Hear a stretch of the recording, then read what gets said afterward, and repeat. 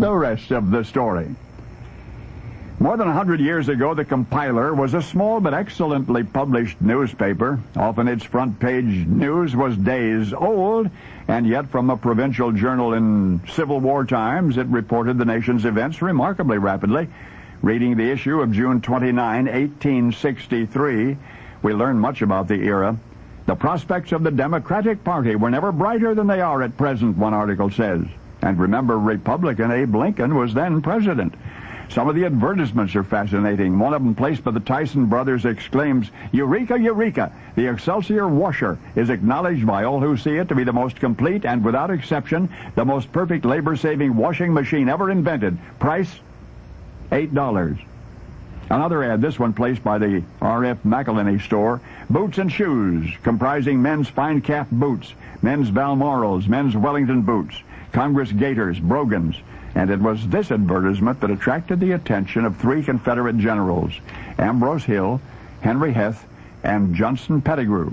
Hill was in charge of the entire Third Corps. Heth and Pettigrew were two division generals serving under him. The reason that one newspaper ad intrigued the Confederate brass was that much of the Third Corps, after many long months of fighting, was now marching barefoot. They desperately needed footwear. Well, now they knew where to find it. Heth told Pettigrew to muster his brigade, head for the town where the newspaper was published, get those shoes. The town was 8 miles distant. Pettigrew and his men, about 2,400 infantry, started out in the early morning in the hot, humid 30th and returned late that afternoon. Where was the footgear? General Heth wanted to know. And General Pettigrew related the rest of the story. On the outskirts of town, they'd seen a small group of Union cavalry, no infantry, although a few of his men had sworn that they heard distant drums.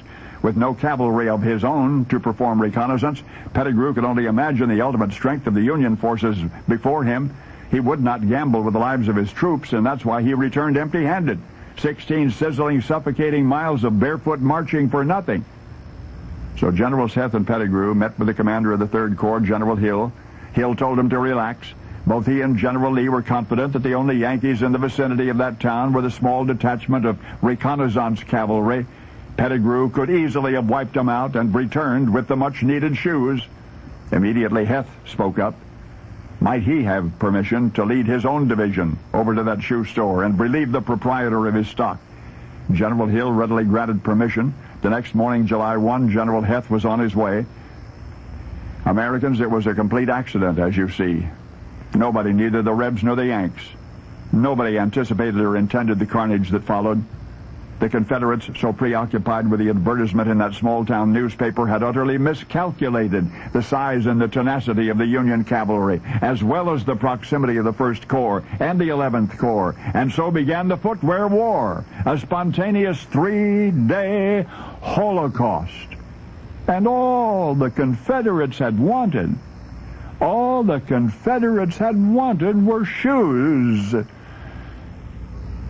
at Gettysburg. Now you know the rest